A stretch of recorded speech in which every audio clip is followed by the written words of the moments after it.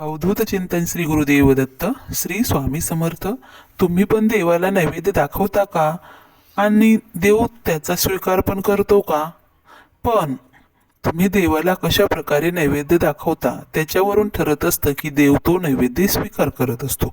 चला तर आजच्या व्हिडिओमध्ये आपण पाहणार आहोत की तुम्ही अशा प्रकारे जर देवाला नैवेद्य दाखवला तर देव लगेच त्या नैवेद्याचा स्वीकार हा करणार आहे. त्यामुळे व्हिडिओ स्किप न करता शेवटपर्यंत तुम्हाला पाहायचा आहे. बघा, नैवेद्य म्हणजे काय? तर नैवेद्य केवळ अन्न नव्हे तर ते आपल्या आत्म्याचं समर्पण आहे. हिंदू धर्मात नैवेद्य अर्पण करणं ही केवळ एक परंपरा किंवा पद्धत नाही, तर हा साक्षात परमेश्वराप्रती असलेल्या आपल्या कृतज्ञतेचा, समर्पणाचा आणि भक्तीचा भाव व्यक्त करण्याचा हा प्रभावी मार्ग आहे. नैवेद्य या शब्दाचा अर्थ आहे निवेदन करण्यायोग्य, म्हणजेच देवांना सादर करण्यायोग्य. आपण जे खातो त्यापूर्वी परमेश्वराला अर्पण करण्याची ही पद्धत आपल्याला हे सतत आठवण करून देते की या जगात जे काही आहे, अन्न, धन, सुख, ते त्या परमशक्तीचं देणं आहे. ते सर्वस्व त्या परमेश्वराचंच आहे. तर आपण आज हेच पाहणार आहोत की नैवेद्य कशा प्रकारे दाखवायचा. आम्ही सांगितल्याप्रमाणे नैवेद्य दाखवला तर देव हा नैवेद्य नक्कीच स्वीकार हा करणार आहे. त्यामुळे व्हिडिओ तुम्ही शेवटपर्यंत नक्कीच पहा. बघा, नैवेद्य दाखवताना आपल्याला श्रद्धा आणि प्रेम असणं खूप गरजेचं आहे. देव नैवेद्याचा स्वीकार त्या पदार्थाच्या चवीमुळे किंवा त्याच्या किमतीमुळे करत नाही, तर तो स्वीकारतो तो तुमचा भाव कसा आहे, तुम्ही कोणत्या मनाने त्याला नैवेद्य बनवला आहे आणि किती प्रेमाने तो अर्पण करत आहात ना, याला खूप महत्त्व आहे. आपण जेव्हा नैवेद्य तयार करतो तेव्हा आपल्या मनात अशी भावना असावी की आपण साक्षात आपल्या प्रिय अतिथीसाठी किंवा आपल्या आईवडिलांसाठी आपण हा स्वयंपाक बनवत आहोत. स्वयंपाकघरात बोलणे, राग किंवा इतर नकारात्मक विचार न ठेवता संपूर्ण शांत आणि प्रसन्न चित्ताने परमेश्वराचं नामस्मरण करत नैवेद्य तयार केल्यास त्या अन्नात आपोआपच एक दिव्य ऊर्जा उतरते आणि अशा भावाने अर्पण केलेला नैवेद्य हा देव लगेच स्वीकार करत असतो. दुसरं आहे बघा, दुसरी पद्धत म्हणजे काय, तर सात्विकता. नैवेद्य नेहमी ताजा, सात्विक आणि स्वच्छ असावा. नैवेद्य बनवणाऱ्या व्यक्तीने स्नान करून स्वच्छ वस्त्र परिधान केलेली असावी. देवासाठी बनवलेले अन्न इतरांनी चाखलेले म्हणजे उष्ट केले नसावे. या सात्विकतेतून केवळ शारीरिक स्वच्छता नव्हे तर मानसिक आणि आत्मिक पावित्र्य जपले जाते. नैवेद्यामध्ये कांदा, लसूण यासारखे तामसी किंवा राजसी पदार्थ हे नसले पाहिजे. तिसरी गोष्ट आहे की आपण देवाला कोणत्या कृतज्ञतेने नैवेद्य अर्पण करतो. बघा, नैवेद्य अर्पण करणे हे एक प्रकारचे आत्मनिवेदन आहे. आपण देवाला सांगतो, हे देवा, हे अन्न तूच दिले आहेस आणि हे मी तुलाच परत अर्पण करत नाही. हा कृतज्ञतेचा भाव असणे खूप महत्वाचा आहे. आपल्या सनातन धर्मात भोजनापूर्वी परमेश्वराबद्दल कृतज्ञता व्यक्त करण्यासाठी श्लोक म्हटले जातात. तशी प्रथा सुद्धा आहे आपल्याकडे. बघा, या कृतज्ञतेनं नैवेद्याला महाप्रसादाचे स्वरूप प्राप्त होते आणि देव त्याचा लगेच स्वीकार करत असतो. हे लक्षात ठेवणं खूप महत्वाचं आहे. चौथी गोष्ट म्हणजे काय, तर देवाने तुमचा नैवेद्य लगेच स्वीकारावा यासाठी श्रद्धेच्या भावासोबत काही विशिष्ट नियम सुद्धा पाळणे आवश्यक आहे. ते तुमच्या भक्तीला एक योग्य दिशा सुद्धा देत असतात. देवाला नैवेद्य दाखवण्यापूर्वी त्या जागेवर थोडंसं पाणी शिंपडून त्यावर रांगोळी काढावी. त्यानंतर त्यावर पाट ठेवावा आणि त्यावर नैवेद्य हा ठेवायचा असतो. स्वच्छ कलसातील स्वच्छ पाणी घेऊन 3 वेळा नैवेद्यावरून गोल पाणी सोडावे. तुमच्या उजव्या बाजूने सुरुवात करून ते डाव्या बाजूकडे न्यावे आणि पुन्हा उजवीकडे येऊन वर्तुळ पूर्ण करावे. ती प्रदक्षिणा केवळ एकदाच पूर्ण करावी लागते. उजवीकडून डावीकडे दक्षिणावृत्ती प्रदक्षिणा ही शुभ आणि दैवी शक्तीच्या आव्हानासाठी मानली गेली आहे. उजवीकडून डावीकडे हे वर्तुळ एक प्रकारचे नैवेद्याला बाहेरील अतिपवित्रेपासून बंद करणे होय. म्हणजेच काय, नैवेद्य नेहमी चांदी, तांबे, पितळ किंवा केळीच्या पानावर वाढावे. प्लॅस्टिक किंवा स्टीलच्या भांड्याचा वापर टाळावा. पाणी सोडून झाल्यावर घंटानाद करावा. देवाला धूप दावावा. मनोभावे वंदन करून त्यांना नैवेद्य स्वीकारण्याची विनंती करावी. देवाला तो स्वीकारण्यासाठी 3 ते 5 मिनिटे शांतपणे प्रतीक्षा आपल्याला करायची असते.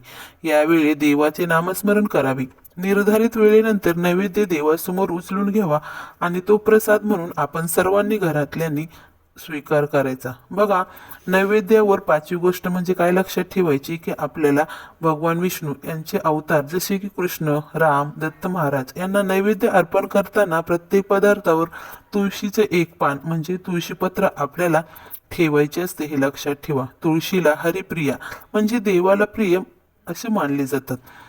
तुळशीपत्र ठेवल्याशिवाय विष्णू नैवेद्य स्वीकारत नाही. हे तुळशीपत्र म्हणजे एक प्रकारचे निमंत्रण आणि शुद्धीचे प्रतीक असते, हे लक्षात ठेवावे. नैवेद्य अर्पण करताना शांतपणे सुखासनात किंवा वज्रासनात बसून किंवा उभे राहून अत्यंत नम्र भावाने हात जोडून देवासमोर हा नैवेद्य आपल्याला दाखवायचा असतो. नैवेद्य दाखवल्याने केवळ देवच प्रसन्न होत नाही, तर आपले मन आणि आत्मा सुद्धा शुद्ध होत असते. आपल्याला नैवेद्य अर्पण करताना एक गोष्ट लक्षात ठेवा. बघा, नैवेद्य दाखवताना आपण म्हणतो की हे सर्व भोजन तुझे आहे, माझा यावर कोणताही हक्क नाही. हा भाव आपल्या मनातील मीपणा म्हणजेच अहंकार नष्ट करतो, हे लक्षात ठेवा. मी कमावले, मी बनवले या विचारातून मुक्ती मिळून त्याग आणि आत्मसमर्पणाची भावना निर्माण होते. हे खूप महत्त्वाचे आहे. नैवेद्य देवापुढे ठेवल्याने त्यावर देवाचे तेज आणि आशीर्वाद उरतात. हे अन्न परमपवित्र होते आणि त्याला प्रसाद म्हणजेच प्रसन्न करणारे असं सुद्धा म्हणतात. हा प्रसाद ग्रहण केल्याने आपल्या शरीरात सकारात्मक ऊर्जा आणि चैतन्य वाढते. प्रसाद हा केवळ अन्न नसतो, तो देवांचा आशीर्वाद असतो. त्यामुळे नकारात्मक ऊर्जा आणि वाईट विचारापासून आपले संरक्षण हे होत असते. प्रसाद आपण ग्रहण करतो. देवाला नैवेद्य दाखवल्यानंतर आपण तो स्वतः भोजन करतो. ही पद्धत आपल्याला जीवनात संयम आणि संतुलन राखायला मदत करत असते. जेवणापूर्वीचा हा विधी आपल्या मनातील लोभ आणि तृष्णेवर नियंत्रण ठेवण्यास मदत करतो आणि आपल्याला मिळालेल्या प्रत्येक गोष्टीबद्दल समाधान मानायला सुद्धा तो आपल्याला शिकवत असतो. बघा, नैवेद्य दाखवण्याचा आणि स्वीकारण्याचा हा व्यवहार पूर्णपणे श्रद्धा आणि भक्ती यावर आधारित आहे. देव आपला नैवेद्य लगेच स्वीकारतात, कारण ते पदार्थापेक्षा तुमच्या हृदयातील प्रेम आणि तळमळ हे पाहत असतात. तुम्ही किती खमंग आणि चविष्ट नैवेद्य दाखवला यापेक्षा तुम्ही तो किती शुद्ध भावाने आणि प्रेमाने अर्पण केला यालाच देवाच्या दरबारात खरी किंमत आहे. जर तुमच्या मनात देवाप्रती निस्वार्थ प्रेम, श्रद्धा असेल तर साधे पाने किंवा एक फळ जरी तुम्ही श्रद्धेने अर्पण केले ना, तरी सुद्धा देव त्याचा लगेच स्वीकार करतो. कारण देव हा भावाचा भुकेलेला असतो, नाही की तो पदार्थाचा. देव केवळ नैवेद्याचा कण नव्हे, तर तुमच्या भक्तीचा भाव ग्रहण करतात. नैवेद्याच्या ताटात ठेवलेले अन्न हे केवळ प्रतीक आहे की तुमचं विश्वास आणि श्रद्धा किती आहे हे त्याचं प्रतीक आहे. म्हणून नैवेद्य दाखवताना केवळ विधी पूर्ण करू नका, तर आपले संपूर्ण मन आणि प्रेम त्यात ओथा.